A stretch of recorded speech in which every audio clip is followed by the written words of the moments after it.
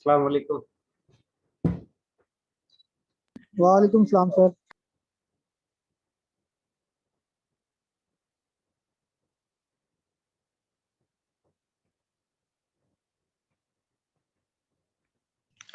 वालेकुम अस्सलाम सर, कैसे हैं आप? अल्लाह का शुक्र, आप सुनाएं। अल्हम्दुलिल्लाह सर, अल्लाह पाक का बहुत शुक्र है। सर कुछ मतलब ट्वीट्स वगैरह आए हैं कि क्या बनना है क्या नहीं बनना है, एक्सटेंड होंगी छुट्टियां नहीं होंगी कि सिर्फ ये 2 वीक्स तक ही चलेगा सिस्टम? अभी तक तो 2 वीक तक ही है। अच्छा। क्यों, आप एक्सटेंड करवाना चाहते हो? नहीं सर, नहीं मैं तो सर, जरा मैं भी चाहता हूँ। नहीं सर, कोई एक्सटेंड यस सर, अच्छी बात है अगर एक्सटेंड हो जाती है। नहीं सर नहीं, बड़ा मजा आ रहा है कसम से। गर्मियों में लाहौर रहना बहुत मुश्किल है। नहीं वैसे चांस अल्लाह नजर नहीं आ रहा कि आप लोगों की जो क्लासेस एक्सटेंड होंगी। शुक्र है सर आपकी, अल्लाह मुबारक करे जुबान। अल्लाह खैर करेगा सर, चांसेस भी बन जाएंगे। जी अदनान हसन, सर प्रेजेंट। अफरीनिश, अफरीनिश,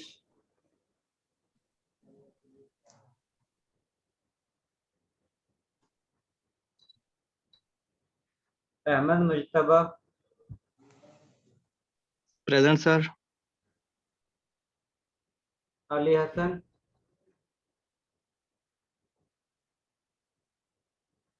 अली हसन,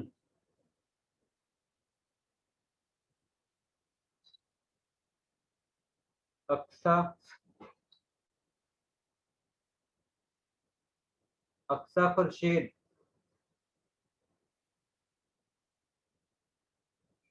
अरफा अबरार,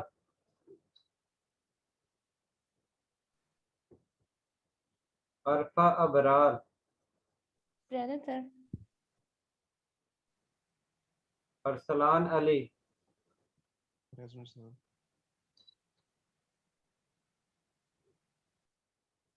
अशान अली, प्रेजेंट सर। बिलाल ताज,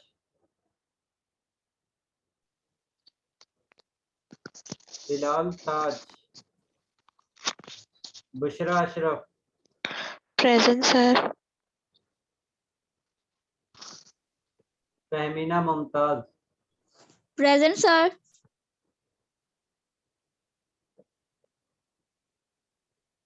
फरिया, present sir. Hafiz Mohammad Huzaifa, present sir. Hafiz Zeeshan Ali, yes sir. Hamza Ayub,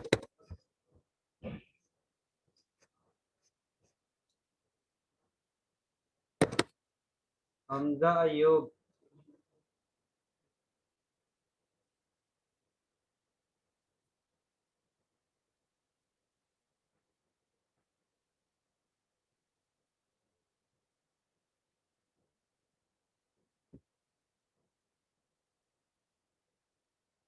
sir जी सिमरन सीट प्रेजेंट है।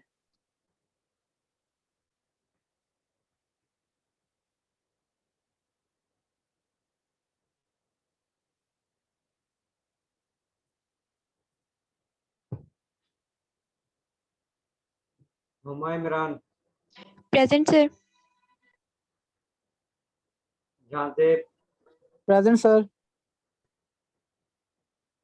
Khalid Hussain,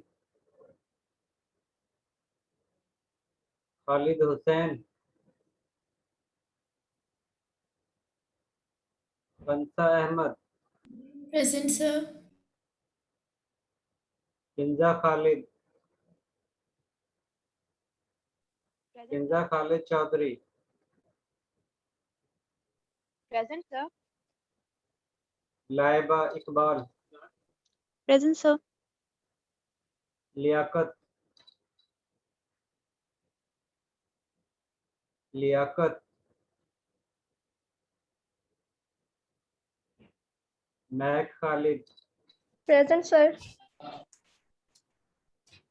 Mubashra Yaseen, Yes, sir, present. Mohammad Umar,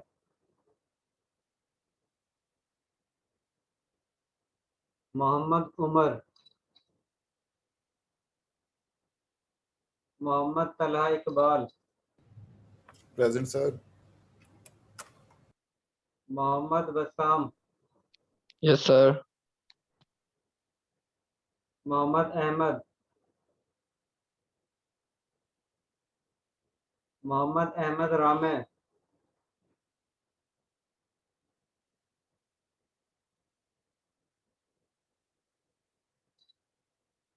Mohammad Arif, Present, sir. Mohammad Dawood, Present, sir. Mohammad Irfan, Present, sir. Mohammad Irfan, Present, sir. Mohammad Irfan. ठीक है, मोहम्मद इरफान वकील, Present, sir. Mohammad Shoaib, Yes, sir. Mohammad Suhail, Present, sir. Mohammad Waqas, Present, sir. Munazza, Present. Nasir, Present, sir. Nida, Present, sir. Nimra, Present, sir. Rabia Shahid, Rabia Shahid, Sadia Qayyum, Present, sir. समरा Naseer, Samra Naseer, Present, sir. Shahzeb Zaman,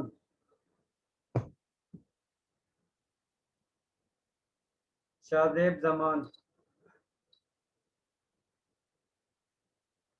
Shahzeb Zaman है,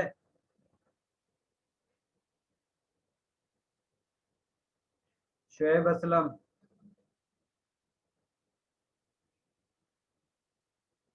Shoaib Aslam, Syed Ghaus Meeran,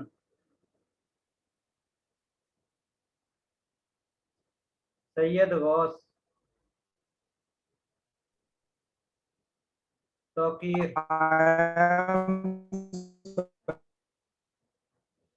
okay Syed Ghaus आपकी attendance हो गई है। तौकीर,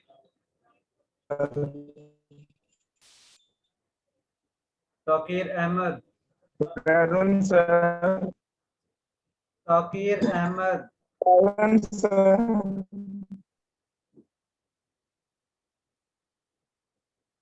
तौकीर आपका नाम जो है सैयद गौस का शो हो रहा है, आप लोग जो है तौकीर का नाम पर बोल रहे हो।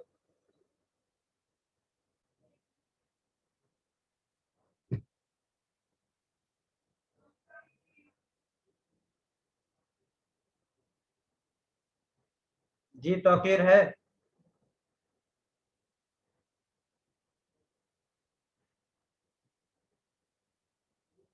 तौसीक, Present, sir. उस्मान सफदर, उस्मान सफदर, वजिया मकबूल। Present, sir. और वो स्टूडेंट नाम सुनने जो इस क्लास में एब्सेंट है, अगर वो प्रेजेंट है तो वो अटेंडेंस लगवा सकते हैं।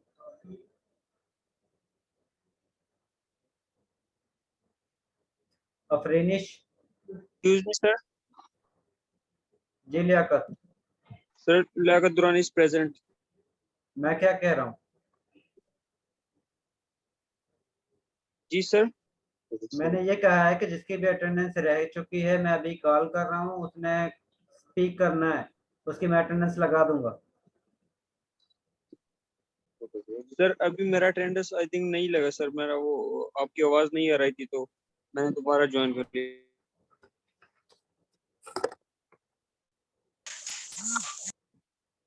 अफरीनिश है, Ali Hasan, present sir. Sir मेरी लगा दें प्रेजेंट। अली हसन, अक्सा,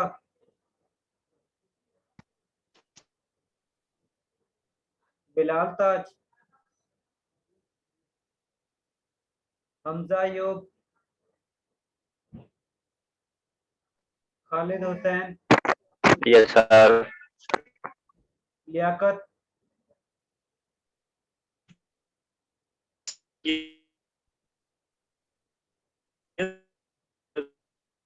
मोहम्मद उमर, सर वो क्लास में ही है, उनके माइक का इशू। मोहम्मद अहमद रामे,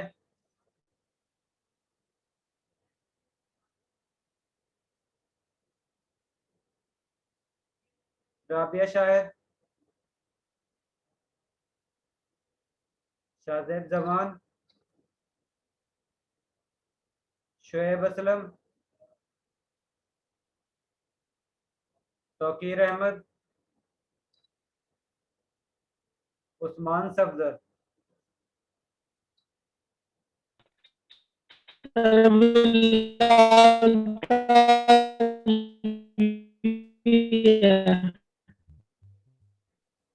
बिलाल क्लास के बाद में होगी अटेंडेंस। Excuse me sir. ठीक है सर। जी चलो ठीक है, बिलाल हो गई। सर तुकीर अहमद शाह भी प्रेजेंट। तौकीर अहमद शाह सर। वो क्लास के बाद। Okay sir. तो फिर ये बताओ लास्ट क्लास में हमने क्या स्टडी किया था? सर लास्ट क्लास में मैं नहीं था sir. Ahmad Mushtaba, yes sir. Last class में हमने क्या स्टडी किया था? सर हमने न्यूमेरिकल किए थे एक तो। बस इसके यस अलावा? सर। और साथ सर थोड़ा सा पढ़ा था। थोड़ा सा क्या पढ़ा था? सर लेक्चर रिवाइज नहीं किया actually.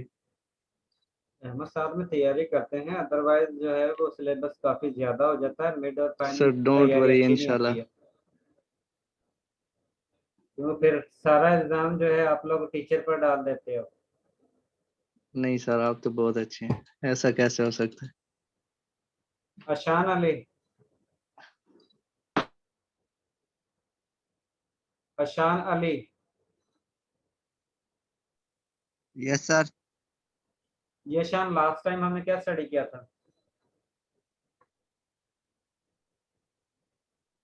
Sir the relation between heat and energy. बस relation between heat and energy. इसके अलावा? Energy and इथालपी।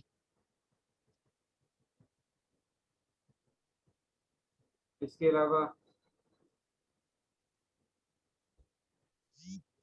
जी समरा नसीर,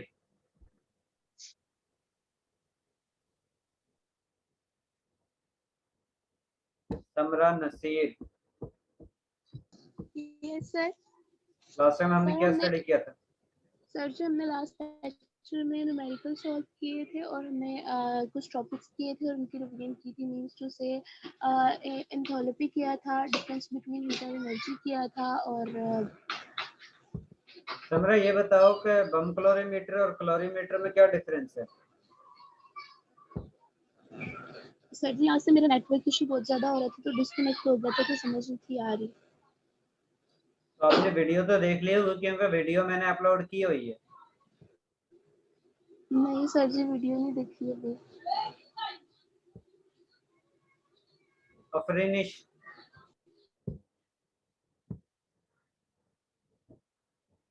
इसका मतलब है किसी ने तैयारी नहीं की है। सर आप पूछे अमीर।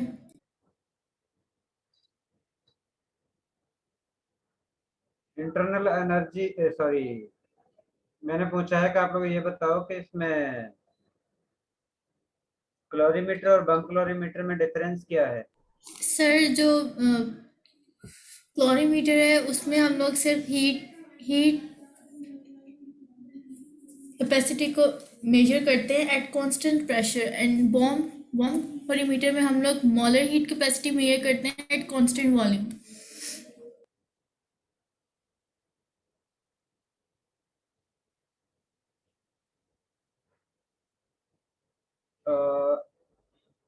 चलो मैं फिर दोबारा से बता देता हूँ। हम दोनों में ही हीट को कैलकुलेट करते हैं, क्लोरीमीटर और बम क्लोरीमीटर दोनों में ही हम हीट को ही कैलकुलेट करते हैं। लेकिन डिफरेंस क्या है इन दोनों में? हम क्लोरीमीटर में प्रेशर को कांस्टेंट रखते हैं लेकिन वॉल्यूम चेंज हो सकता है, लेकिन जो बम क्लोरीमीटर है उसमें हम वॉल्यूम को कांस्टेंट रखते हैं लेकिन प्रेशर चेंज हो सकता है। और हमने इससे प्रीवियस लेक्चर में ये भी आइडेंटिफाई किया था कि अगर आप लोग प्रेशर कांस्टेंट रखते हो तो उस कंडीशन में हीट जो है वो इंथैल्पी चेंज के इक्वल होता है।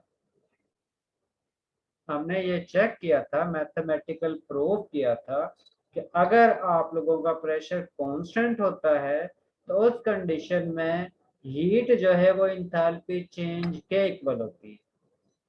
और उसकी मैथमेटिकल फॉर्म जो है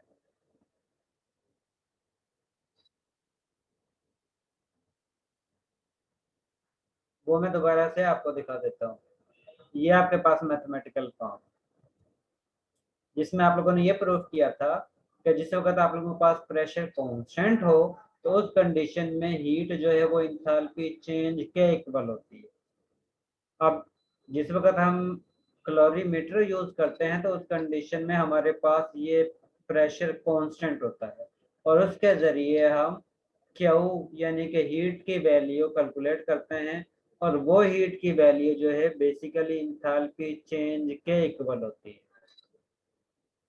और जिस वक्त हम बम क्लोरीमीटर यूज करते हैं तो उस कंडीशन में वॉल्यूम कांस्टेंट होता है और जिस वक्त वॉल्यूम कांस्टेंट होगा तो उस कंडीशन में आप लोगों के पास Q जो है हीट जो है वो इक्वल होती है चेंज इन इंटरनल एनर्जी के। ये भी हमने लास्ट प्रीवियस लेक्चर में प्रूव किया था कि जिस वक्त प्रेशर वॉल्यूम कांस्टेंट हो तो उस कंडीशन में हीट जो है वो इक्वल होती है चेंज इन इंटरनल एनर्जी के।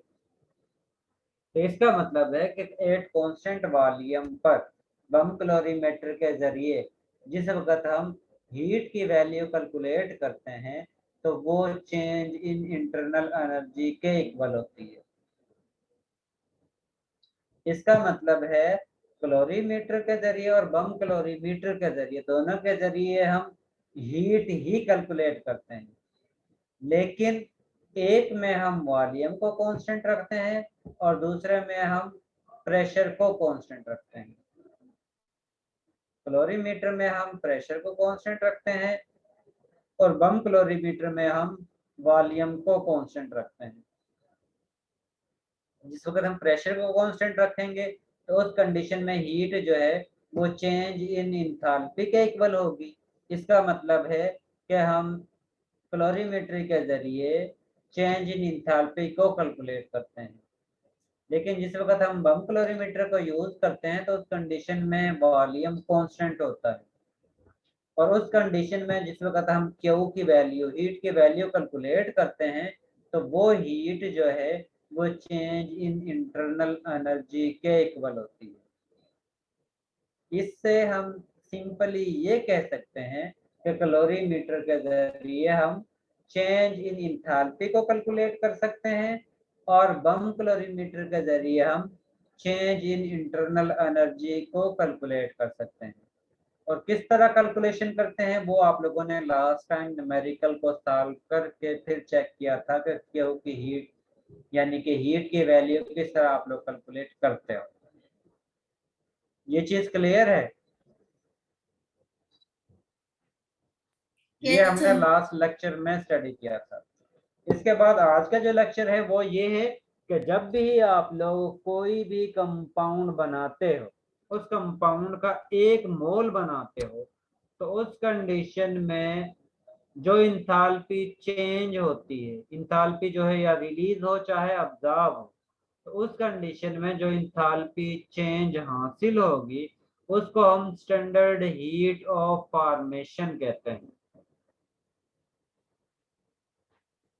अब यहाँ पर एक एग्जांपल दी हुई है कि आप लोग मीथेन गैस सिंथेसाइज करते हो। अब मीथेन गैस का फार्मूला जो है वो CH4 है। CH4 का मतलब है कि इसके अंदर एक कार्बन एटम है और दूसरा जो है वो हाइड्रोजन एटम है। इसका मतलब है कि इसके बेसिक एलिमेंट जो है एक कार्बन है और दूसरा जो है वो हाइड्रोजन है।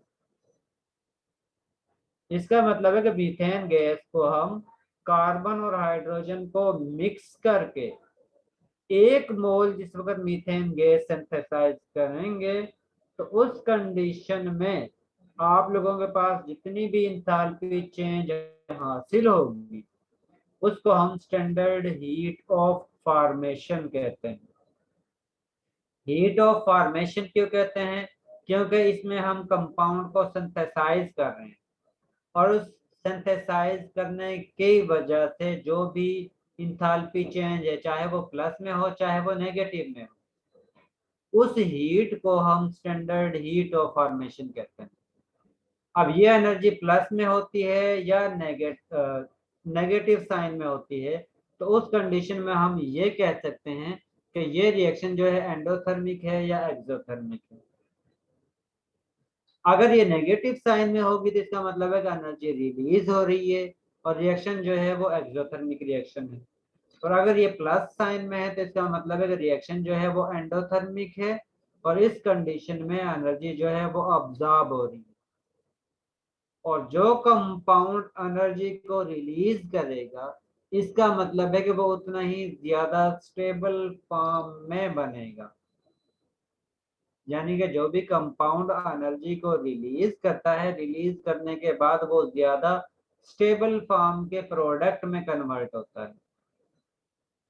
इससे हम ये भी कह सकते हैं जिस वक्त कार्बन और हाइड्रोजन को हम मिक्स करते हैं तो उस कंडीशन में हमारे पास मीथेन गैस बनती है और ये मीथेन गैस जो है वो इन दोनों से ज्यादा स्टेबल है क्योंकि इसमें एनर्जी जो है वो रिलीज हो रही है, लेकिन एनर्जी जो है उसका डिफरेंस जस्ट 74.8 किलो जूल है।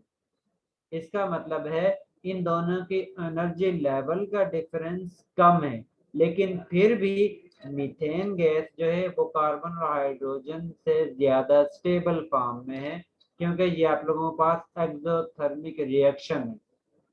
इससे हम ये भी कह सकते हैं जो भी कंपाउंड जितनी एनर्जी को रिलीज करेगा इसका मतलब है वो उतना ही ज्यादा स्टेबल फॉर्म में प्रोडक्ट बनाएगा और जो कंपाउंड एनर्जी को ऑब्जॉर्ब करेगा इसका मतलब है कि वो उतना ही कम स्टेबल प्रोडक्ट बनाएगा। अब इसकी एग्जांपल ये आप लोगों के पास डिफरेंट कंपाउंड गिवन है और उनके साथ उनके स्टैंडर्ड हीट ऑफ फॉर्मेशन की वैल्यू जो है वो भी गिवन। अब इस टेबल में पहला लिखा हुआ है कि जिस वक्त आप लोग कार्बन और हाइड्रोजन को मिक्सअप करते हो, मिक्सअप करने के बाद आप लोगों के पास एसिटाइलिन कंपाउंड बनता है।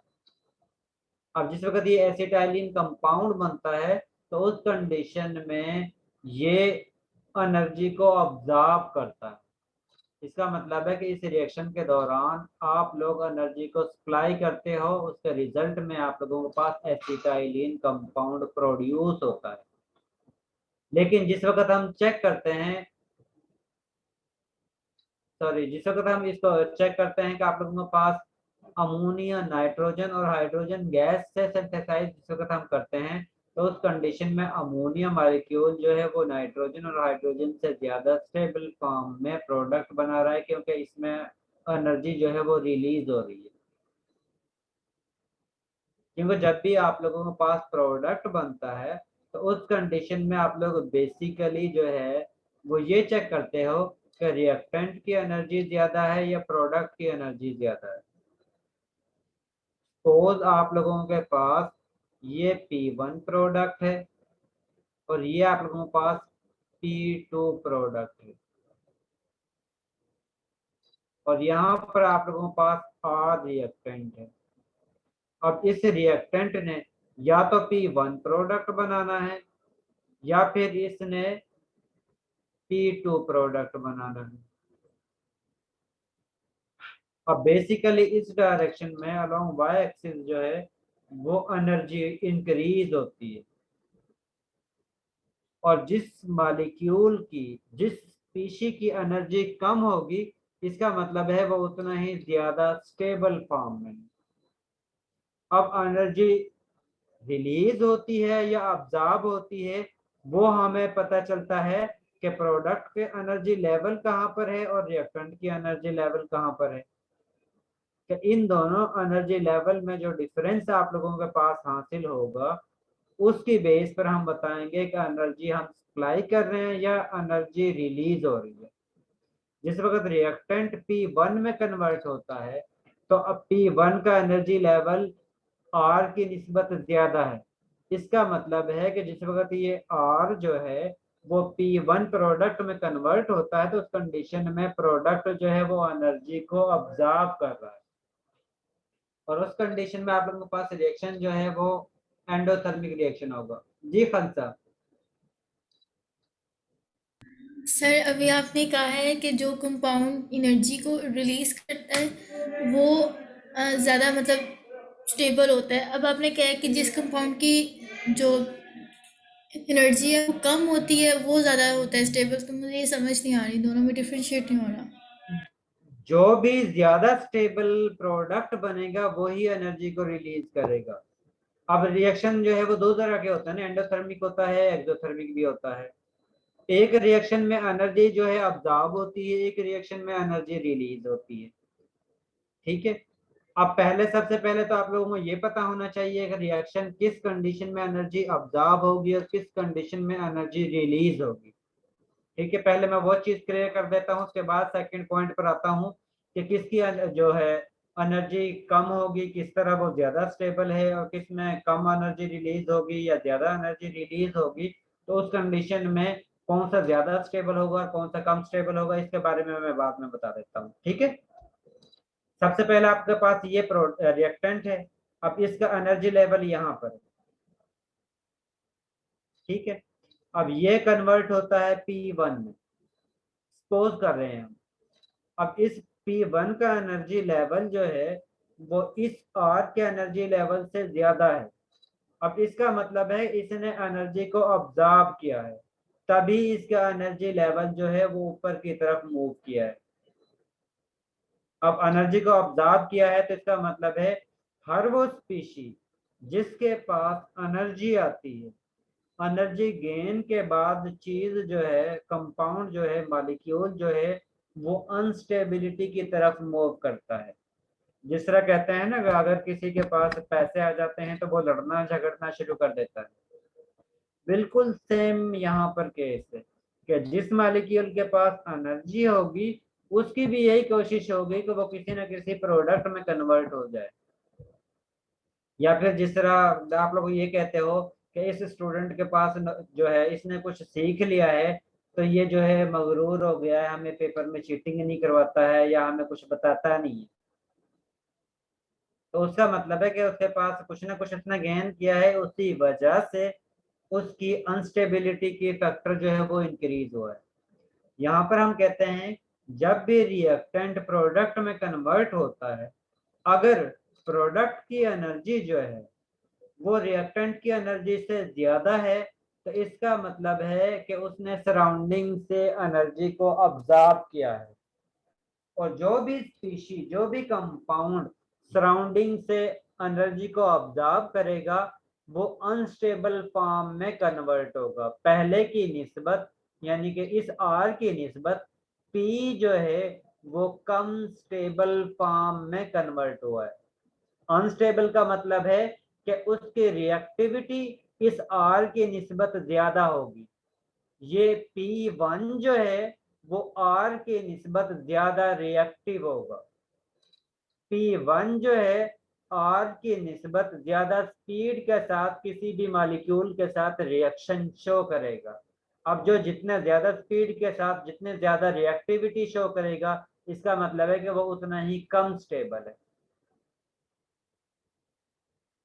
जिस वक्त आप लोगों को सपोज आप लोगों के पास R जो है वो कन्वर्ट होता है P2 में, अब P2 का एनर्जी लेवल R की निस्बत कम है, इसका मतलब है कि इस एनर्जी गैप का, कि ये जो एनर्जी रिएक्टेंट की ज्यादा थी प्रोडक्ट में कन्वर्ट होने के बाद उसकी एनर्जी लेवल कम हुआ है। कम होने का मतलब है कि उसने एनर्जी को रिलीज किया है, और जिस वक्त वो एनर्जी को रिलीज करेगा तो उस कंडीशन में वो और ज्यादा स्टेबल फॉर्म में कन्वर्ट होगा।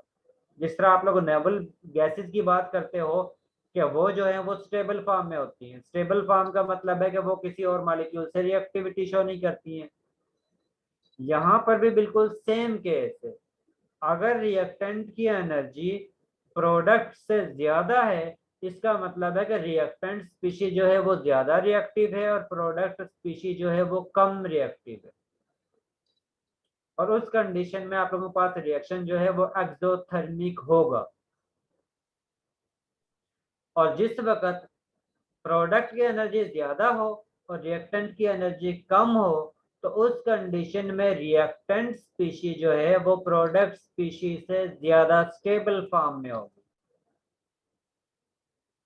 इसका मतलब है कि जिस वक्त रिएक्टेंट प्रोडक्ट में कन्वर्ट होगा तो उस कंडीशन में प्रोडक्ट जो है वो एनर्जी को ऑब्जॉर्ब करेगा, और जिस वक्त वो एनर्जी को ऑब्जॉर्ब करेगा तो उसकी रिएक्टिविटी ज्यादा हो जाएगी, उसका किसी और मॉलिक्यूल के साथ रिएक्शन करने की जो पावर है वो ज्यादा हो जाएगी, और उस कंडीशन में हम ये कहेंगे कि रिएक्टेंट जो है वो ज्यादा स्टेबल है और प्रोडक्ट जो है वो कम स्टेबल है। ये चीज क्लियर हो गई है? Yes sir. इसके बाद Yes, नेक्स्ट sir. पॉइंट है कि जो ज्यादा एनर्जी रिलीज करेगा वो ज्यादा स्टेबल होगा, जो कम एनर्जी रिलीज करेगा वो कम स्टेबल होगा। सपोज P1 आप लोगों के पास एक प्रोडक्ट बनता है, इसके साथ आप लोगों के पास एक और प्रोडक्ट बनता है जिसको हम P3 का नाम देते हैं। अब उसके एनर्जी लेवल जो है वो यहाँ पर राइज होने के बाद और भी कम पर आता है। कम का मतलब है कि इसके एनर्जी लेवल में और इसके एनर्जी लेवल में डिफरेंस ज्यादा है। एनर्जी का डिफरेंस ज्यादा होने का मतलब है कि ये प्रोडक्ट जो है वो ज्यादा एनर्जी को रिलीज कर रहा है as compare to P2 product के।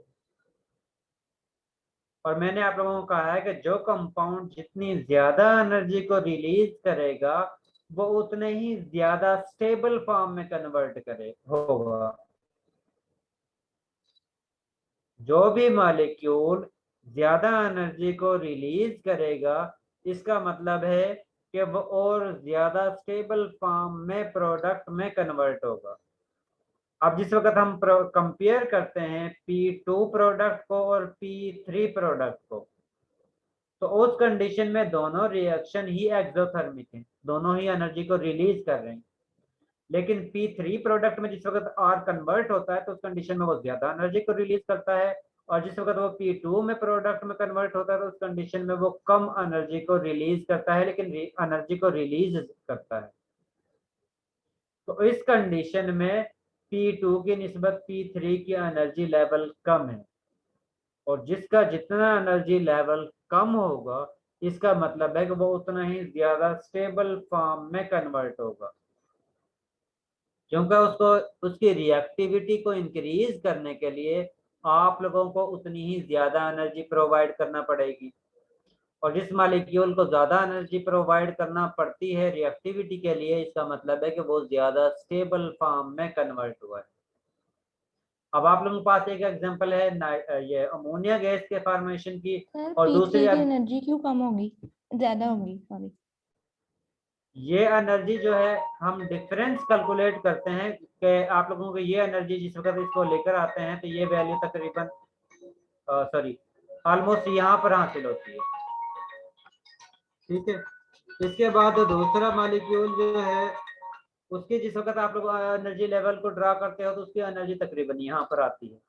हम बेसिकली इस रिएक्टेंट के एनर्जी लेवल से इसका प्रोडक्ट का एनर्जी लेवल को कंपेयर करते हैं, इसका डिफरेंस को कैलकुलेट करते हैं।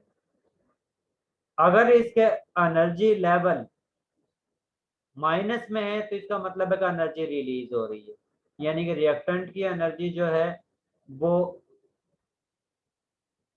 ज्यादा है और प्रोडक्ट की एनर्जी कम है, तो उस कंडीशन में एनर्जी रिलीज हो रही है। अब इसमें भी एनर्जी जो है इसकी निस्बत कम है, इसका मतलब इसमें भी रिलीज हो रही है। और जिस वक्त हम डिफरेंस निकालते हैं इस एनर्जी लेवल का रिएक्टेंट के एनर्जी लेवल से, तो उस कंडीशन में डिफरेंस और ज्यादा है। अब डिफरेंस और ज्यादा का मतलब है कि ये और ज्यादा अमाउंट में एनर्जी को रिलीज कर रहा है, और जो स्पीशीज जितने ज्यादा अमाउंट में एनर्जी को रिलीज करेगा इसका मतलब है वो उतना ही ज्यादा स्टेबल फॉर्म में प्रोडक्ट बनेगा। अब जिस तरह इस टेबल में दिया हुआ है अमोनिया गैस बनता है नाइट्रोजन और हाइड्रोजन मॉलिक्यूल से, इसी तरह दूसरा मॉलिक्यूल आप लोग बनाते हो कार्बन और ऑक्सीजन की वजह से, जिसके जरिए आप लोगों के पास कार्बन डाइऑक्साइड गैस हासिल होती है।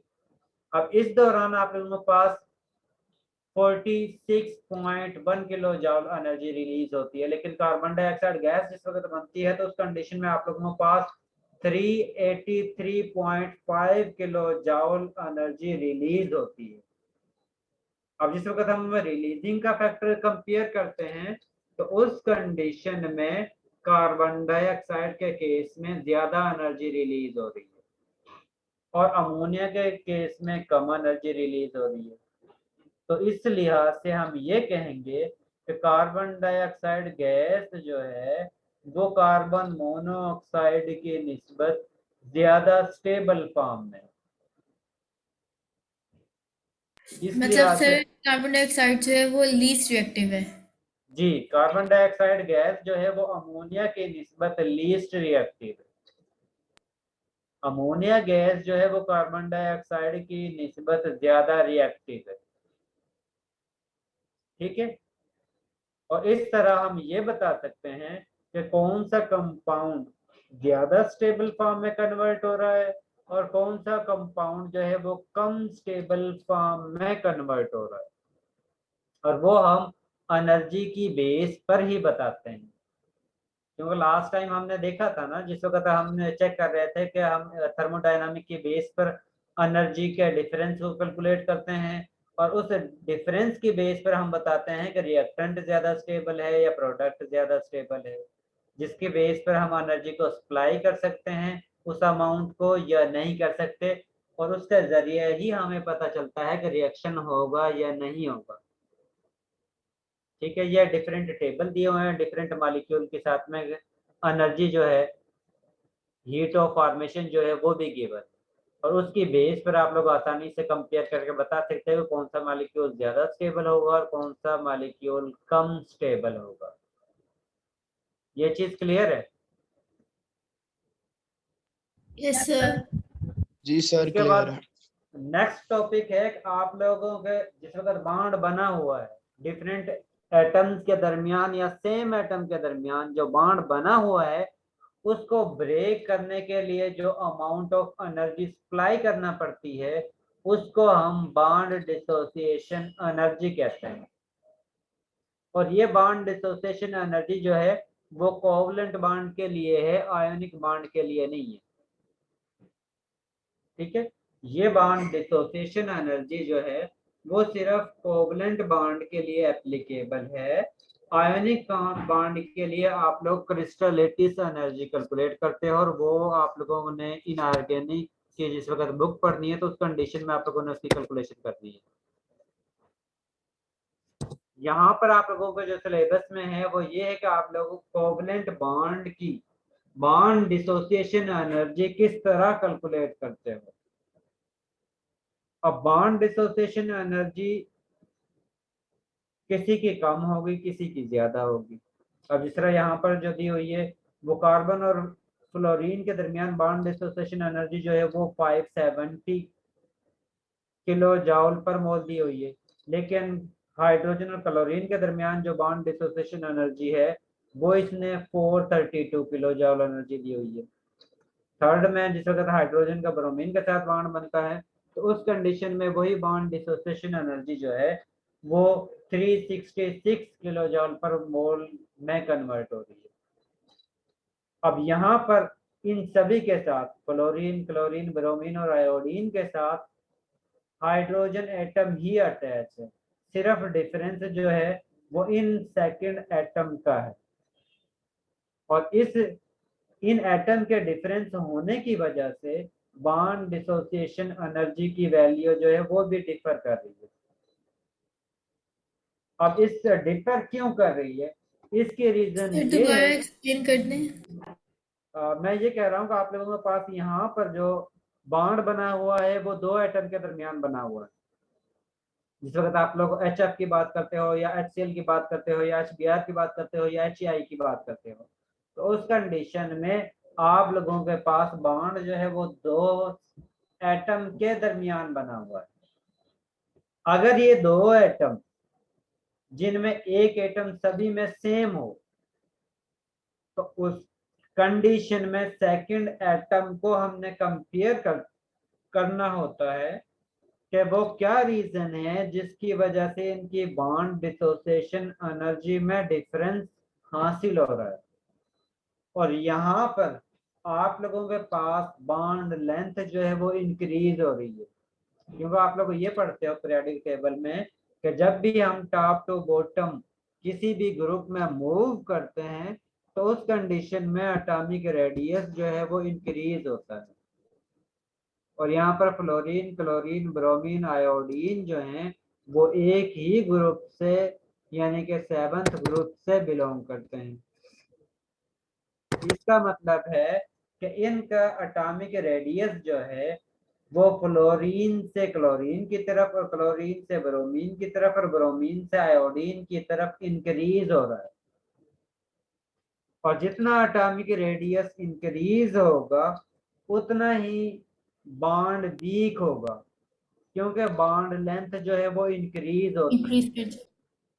और जिस वक्त बॉन्ड लेंथ इंक्रीज होगी इसका मतलब है कि उस बॉन्ड को ब्रेक करना उतना ही आसान होगा।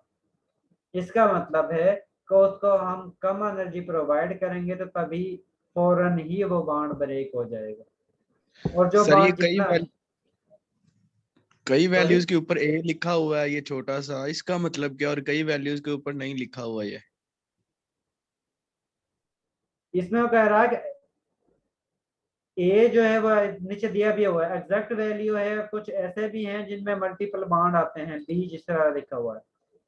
अब जिस तरह यहाँ पर हाइड्रोजन और फ्लोरीन जो है उसमें सिंगल एक ही बॉन्ड होता है, इससे ज्यादा बॉन्ड नहीं होता है। इसके साथ बी जो लिखा हुआ है कहीं नजर आ रहा है, बी उनके लिए है जहाँ पर डबल बॉन्ड आ वो जाता नीचे है या लिखा हुआ ट्रिपल बॉन्ड आ मल्टीपल जाते हैं। कोवलेंट बॉन्ड्स, वहाँ पे बी लिखा हुआ।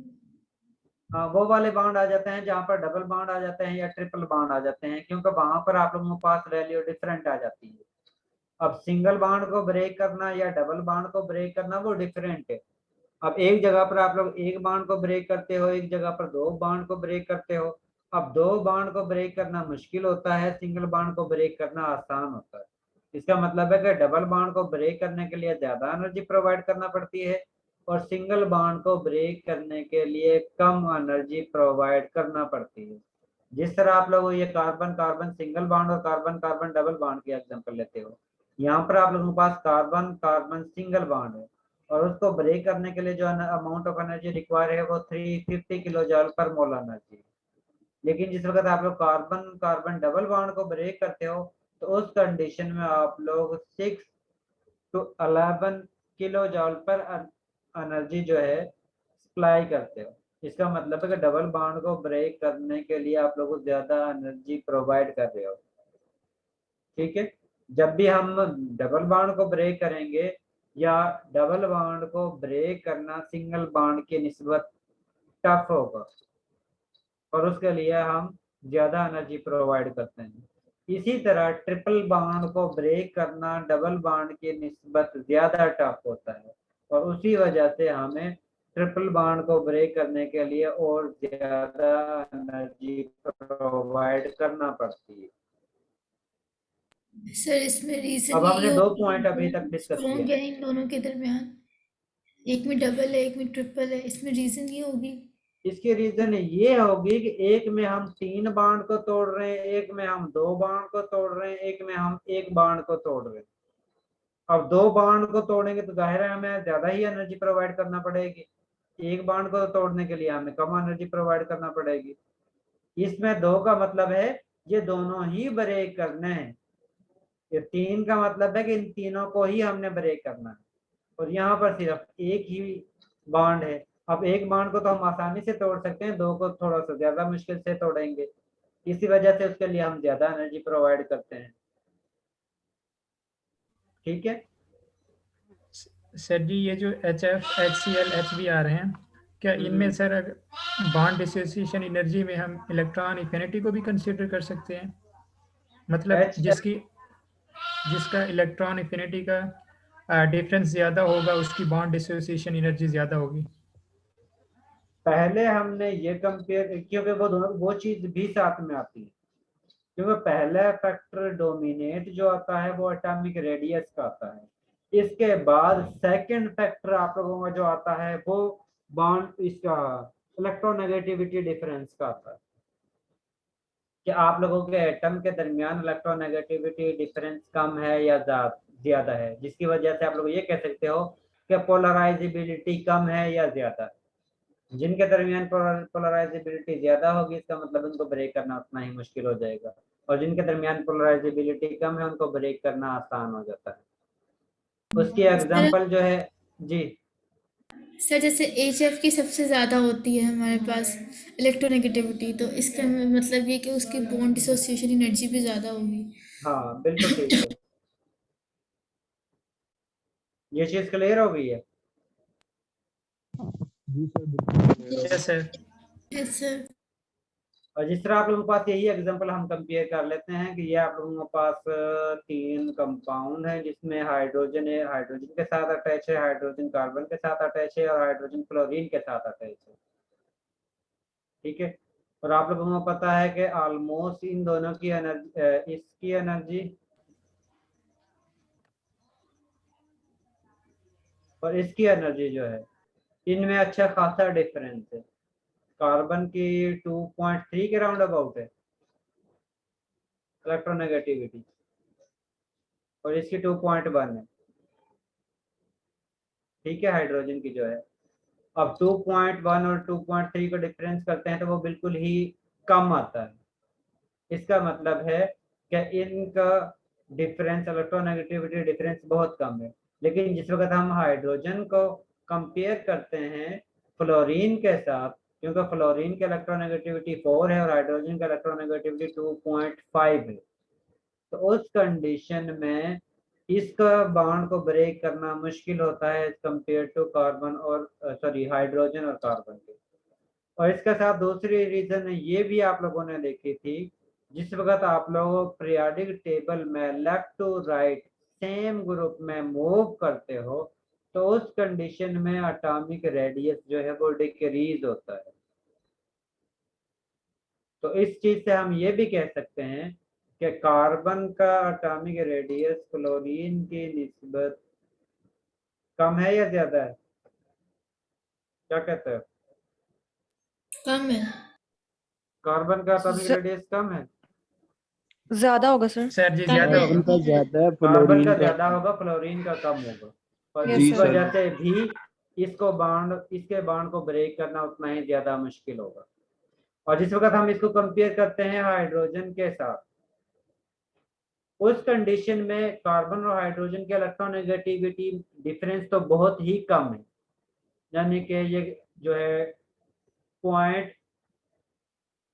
2.1 जो है वो हाइड्रोजन की है और कार्बन के जो है वो 2.3 है, तो डिफरेंस जो है वो 0.2 का हासिल होता है। अब वो बहुत कम है, लेकिन जिस वक्त हम एटॉमिक रेडियस की बात करते हैं तो उस कंडीशन में हाइड्रोजन का एटॉमिक रेडियस कार्बन के निस्बत स्मॉल है। ठीक है, जिस वजह से इस हाइड्रोजन के बॉन्ड को ब्रेक करना मुश्किल है, क्योंकि हाइड्रोजन का रेडियस कार्बन की निस्बत स्मॉल है, जिसका वजह से हम ये भी कह सकते हैं इनकी बॉन्ड लेंथ कम है और हाइड्रोजन और कार्बन के दरमियान बॉन्ड लेंथ ज्यादा है, और जितनी बॉन्ड लेंथ ज्यादा होगी उसको ब्रेक करना उतना ही आसान होगा।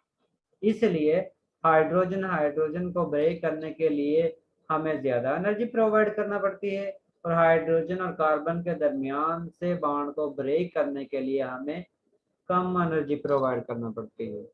हाइड्रोजन को बॉन्ड को ब्रेक करने के लिए हमें 436 किलो जॉल पर मोल एनर्जी प्रोवाइड करना पड़ती है, लेकिन कार्बन और हाइड्रोजन के दरमियान से बॉन्ड को ब्रेक करने के लिए हमें 410 किलो जॉल पर मोल एनर्जी प्रोवाइड करना पड़ती है।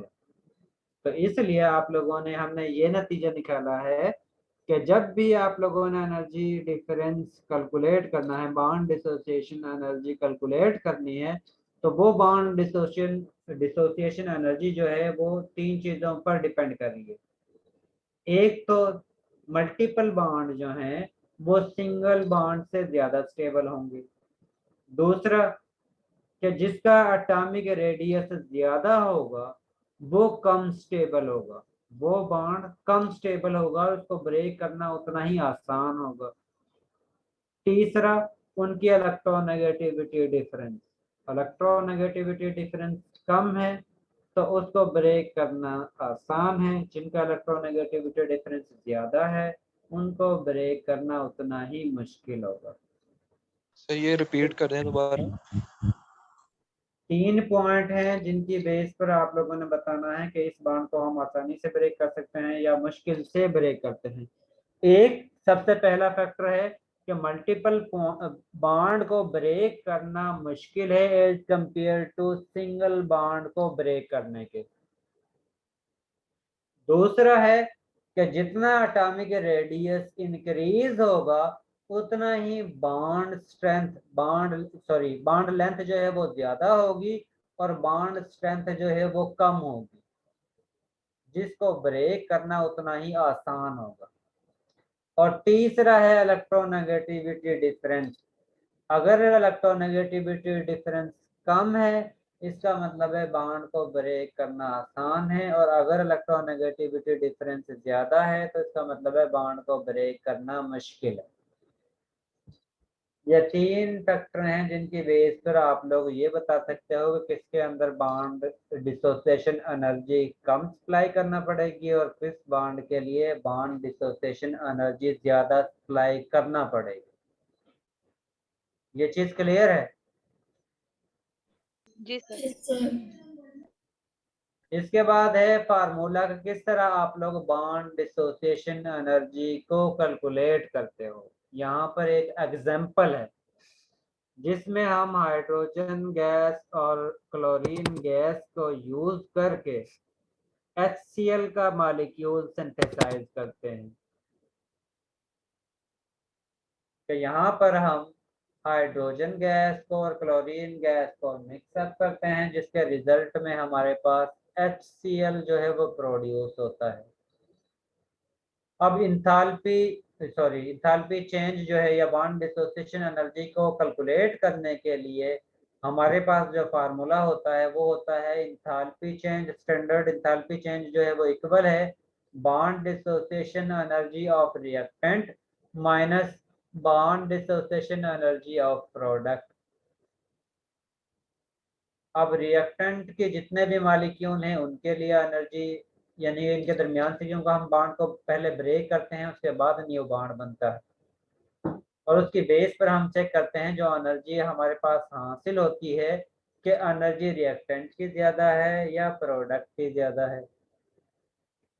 ठीक है, अब यहाँ पर हमारे पास मॉलिक्यूल रिएक्टेंट स्पीशीज जो है वो एक हाइड्रोजन मॉलिक्यूल है, दूसरा क्लोरीन मॉलिक्यूल है। इसका मतलब है कि आप लोगों ने रिएक्टेंट वाली साइड पर जो बॉन्ड डिसोसिएशन एनर्जी कैलकुलेट करनी है वो हाइड्रोजन की bond dissociation energy plus chlorine की बॉन्ड डिसोसिएशन एनर्जी होगी, क्योंकि ये दोनों ही रिएक्टेंट वाली साइड पर। और प्रोडक्ट वाली साइड पर आप लोगों के पास 2 मोल बन रहे हैं HCl के, इसीलिए हम इसके साथ 2 लिखते हैं और उसके बाद HCl के बॉन्ड को ब्रेक करने के लिए जितनी एनर्जी रिक्वायर है उसकी अमाउंट लिख देते हैं। अब हाइड्रोजन के मॉलिक्यूल 1 है, क्लोरीन का मॉलिक्यूल नंबर ऑफ मोल्स जो है वो भी 1 है। इसका मतलब है कि इसके एक मोल को ब्रेक करने के लिए जितनी एनर्जी रिक्वायर है उसकी वैल्यू आप लोगों ने लिख देनी। उसके बाद प्लस क्लोरीन के एक मोल, क्योंकि यहाँ पर आप लोगों के पास एक मोल ही है जिसके साथ कुछ नहीं होता, इसका मतलब है कि उसका 1 है।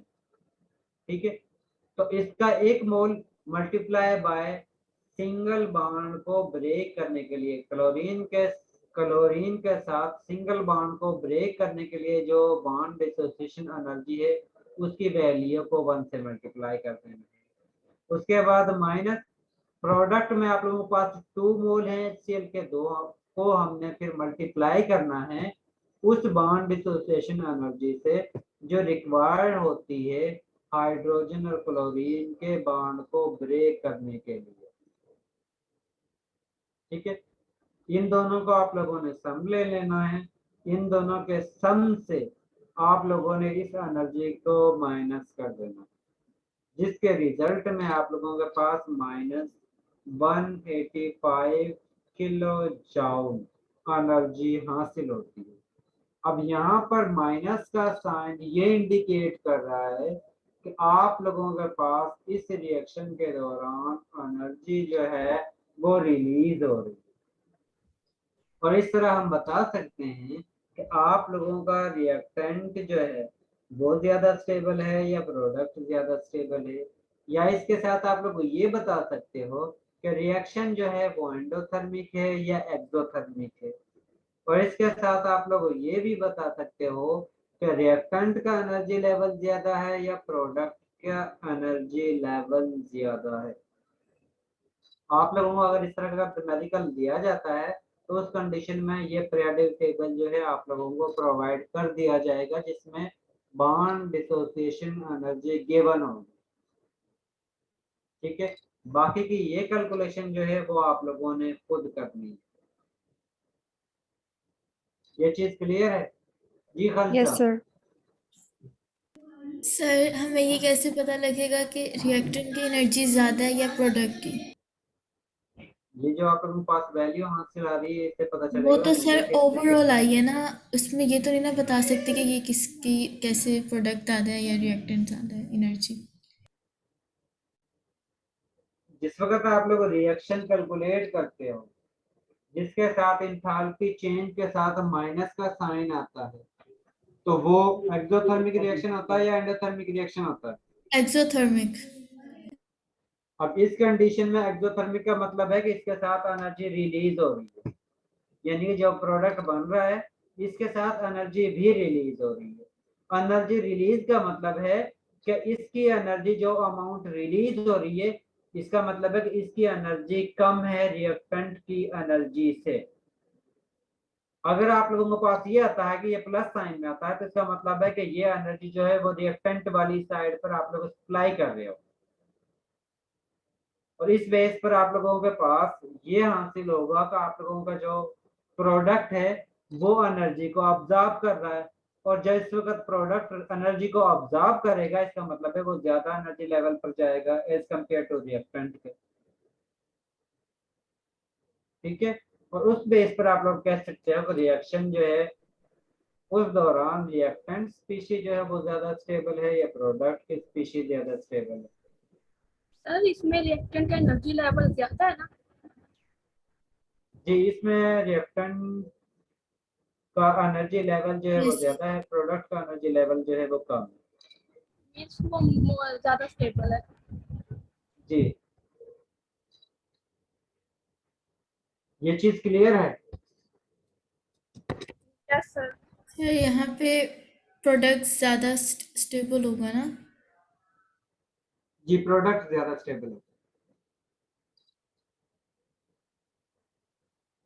इसके बाद आगे चलें। Yes sir. यहाँ तक अगर कोई भी कंफ्यूजन है तो वो आप लोग पूछ सकते हो, इसके बाद फिर हम आगे चलते हैं। सर जी क्या इंथाल्पी चेंज जीरो भी पॉसिबल है कि नहीं? हो सकती है, तो उस उस सूरत कंडीशन में में रिएक्टेंट की एनर्जी और प्रोडक्ट की एनर्जी दोनों ही इक्वल होंगे। तो फिर और सर उस हम उस कंडीशन जी फिर उस रिएक्शन को हम तो कोई नेम तो नहीं दे सकते कि वो एक्सोथर्मिक एक्सोथर्मिक या एंडोथर्मिक, हाँ ये नहीं कह सकते हम, जैसे ये कह सकते हैं रिएक्टेंट प्रोडक्ट में कन्वर्ट हो रही है, प्रोडक्ट रिएक्टेंट में कन्वर्ट हो रही है। और ऐसे रिएक्शन जो है वो मोस्टली रिवर्सिबल रिएक्शन होते हैं। सर कोई इसकी फिजिकल एग्जांपल दे सकते? आप लोगों के पास आगे चैप्टर आएगा रिवर्सिबल रिएक्शन का,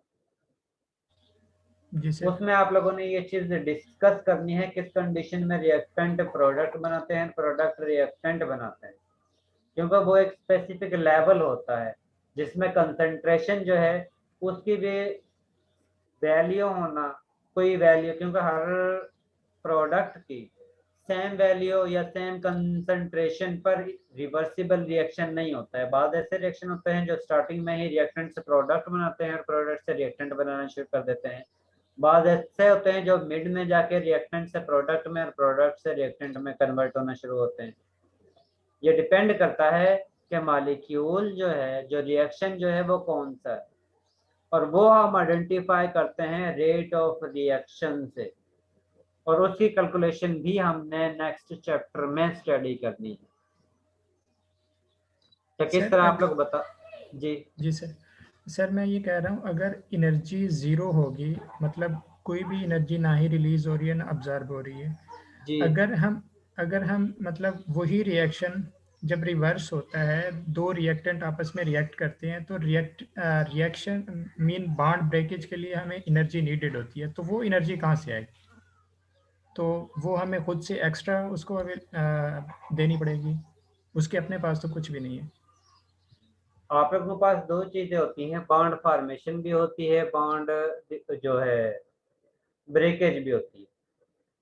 आप लोगों ने ये भी पढ़ा है कि जिस वक्त बॉन्ड ब्रेक होता है तो उस कंडीशन में एनर्जी जो है वो सप्लाई करते हैं, और जिस वक्त बॉन्ड फॉर्मेशन होती है तो उस कंडीशन में एनर्जी रिलीज होती है। जी सर। इसी तरह है। जी सर। और उसका रिजल्टेंट में हमारे पास ये डेल्टा एच की वैल्यू हासिल होती है। Okay sir. क्या जो हम डिफरेंस कैलकुलेट करते हैं उसका रिजल्ट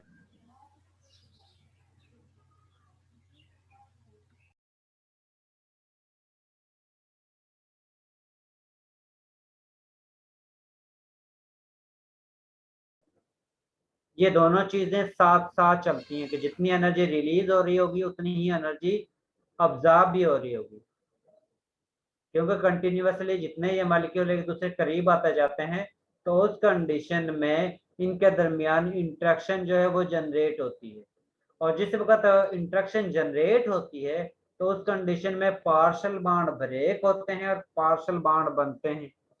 अब बॉन्ड ब्रेक भी हो रहे हैं, बन भी रहे हैं, इसका मतलब है एनर्जी जो है वो रिलीज भी हो रही है, अब्जॉर्ब भी हो रही है।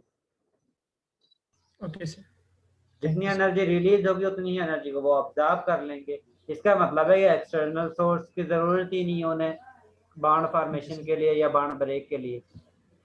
ठीक है सर, बिल्कुल जी। यहाँ तक अगर किसी को कोई कंफ्यूजन है तो वो पूछ सकते हो, अदरवाइज फिर हम आगे चलते हैं।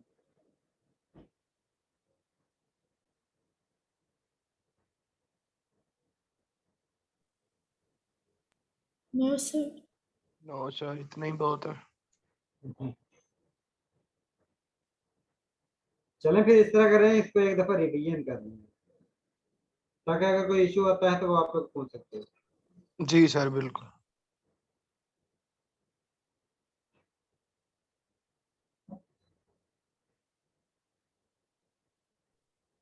सर अभी ऐसा ऐसा केमिस्ट्री मुश्किल हुई जा रही है। अहमद, जिस वक्त आप लोगों को लेवल भी तो अप होता जा रहा है। Yes sir. पहले आप लोग छोटे बच्चे थे, अब आप लोग बड़े हो गए हो, तो जाहिर है उसके साथ जो है केमिस्ट्री जो है वो भी तो ऊपर की तरफ जाएगी। Yes sir. सर ये लेक्चर की रिकॉर्डिंग आप अपलोड कर देंगे? जी, बाकी भी मैंने सारे अपलोड किए हुए हैं। पिछला आप लोगों का एक ही लेक्चर ऑनलाइन हुआ है ना, वो मैंने अपलोड किया हुआ है एलएमएस पे। सर नहीं है, एलएमएस पे नहीं है वो। तो यार मैं आप लोगों को शेयर करके स्क्रीन से चेक करवा देता हूँ, एलएमएस पे अपलोड किया हुआ है। ठीक है। करवा सर दो। आपने असाइनमेंट जो है उसके सर अभी चेक किया। फिर मुझे नहीं पता आपने कहाँ से यानी कि चेक किया है, मैं आप लोगों को दिखा देता हूँ। जी सर दिखा दो। ये LMS है, सर ठीक है। बड़ा लंबा यहाँ पासवर्ड पर रखा। क्या करें यार, इसमें आप लोगों का सेक्शन, ये फिजिक्स का सेक्शन है, ठीक है। इसमें सेशन आप लोगों का सेकंड वीक था, ये थर्ड वीक था, थर्ड वीक में लेक्चर मटेरियल में जाते हो। लेक्चर मटेरियल में ये लिखा हुआ है लेक्चर रिकॉर्डिंग, और ये यहाँ पर आप लोगों को एक लिंक दिया हुआ है। ये लिंक जो है वो लास्ट लेक्चर की वीडियो का लिंक है। सर ये यूट्यूब का लिंक है? जी यूट्यूब का लिंक है। सर अभी लैब भी अचानक शिफ्ट हो गई है, पहले मंडे को होती थी और फ्राइडे को 8 बजे, तो हमारा कोई क्लैश नहीं था, लेकिन अभी 11 बजे होती है तो हमारा तो क्लैश आ जाता है सर क्वांटम मैकेनिक्स के साथ।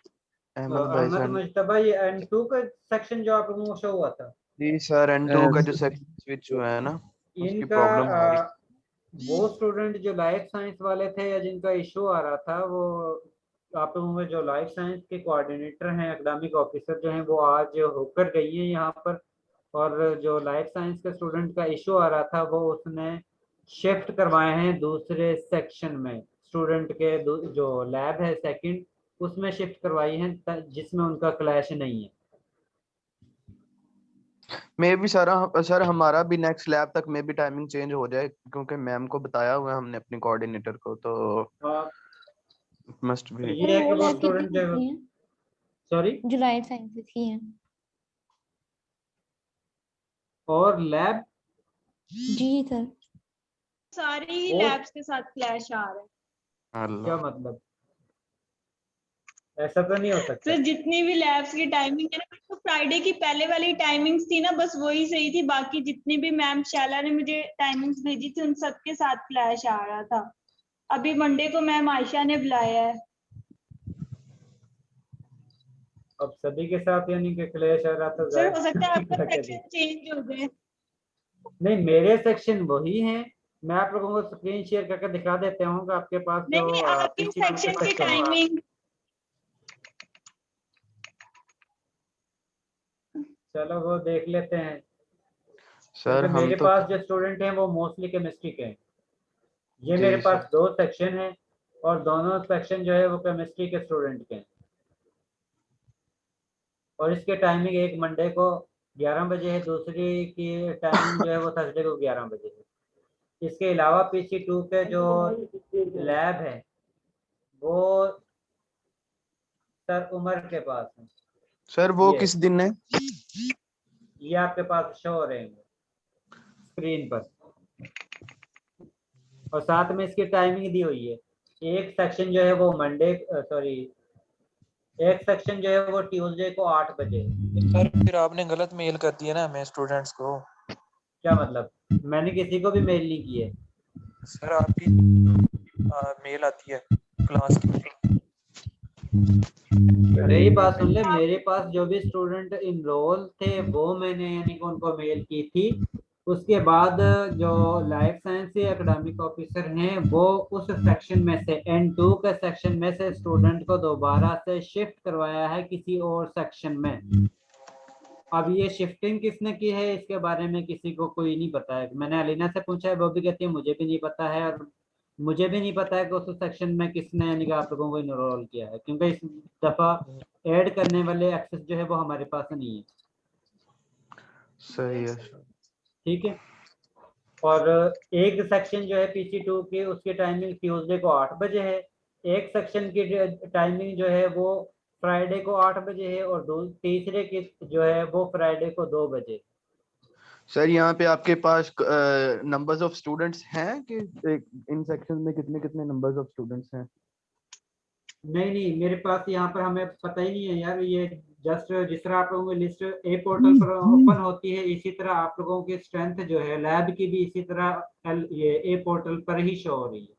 ठीक है सर। अब हमें नहीं पता है कि उसमें कितने स्टूडेंट आ रहे हैं कितने नहीं आ रहे। ठीक है सर, चलें। ठीक है जी सर, चलें, कोई नहीं, इंशाल्लाह ठीक हो जाएगा सर। और बाकी कुछ बच्चों की अटेंडेंस रहती है वो मार्क करते हैं। आपकी तो नहीं रहती है?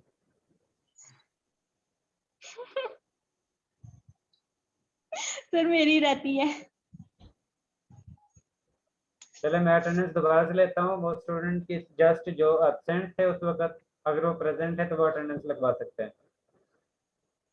Sir Tauqeer Ahmed Shah sir. एक मिनट यार, मैं बोल तो लूँ। तौकीर, अली हसन, अली हसन, अक्सा, प्रेजेंट। अक्सा की अटेंडेंस हो गई है। इसके बाद हमजा अयूब, हमजा अयूब इज एब्सेंट। मोहम्मद अहमद रामे, Mohammad Ahmad Rame is absent. Rabia Shahid,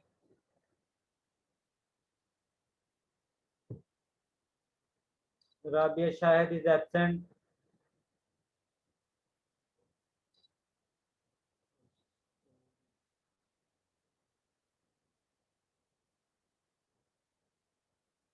sir Usman Safdar की लगा दो। यस सर, उस्मान सब सर, उस माइक का इशू है उनका। और नीचे तौकीर अहमद शाह भी हैं सर। एक मिनट में लगा देता हूँ। अहमद रामे के बाद जो है वो राबिया है। राबिया प्रेजेंट है, एब्सेंट है? इसके बाद Shahzeb Zaman, yes sir present. Shahzeb Zaman के बाद है शुएब असलम, प्रेजेंट सर। शुएब असलम के बाद है तौकीर, प्रेजेंट सर। तौकीर के बाद है उस्मान सफदर। Present sir.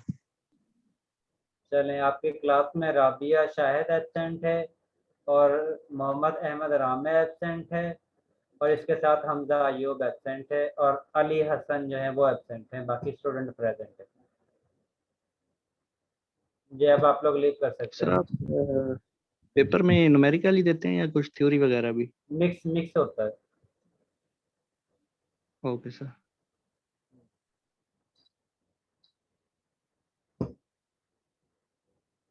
अल्लाह हाफिज।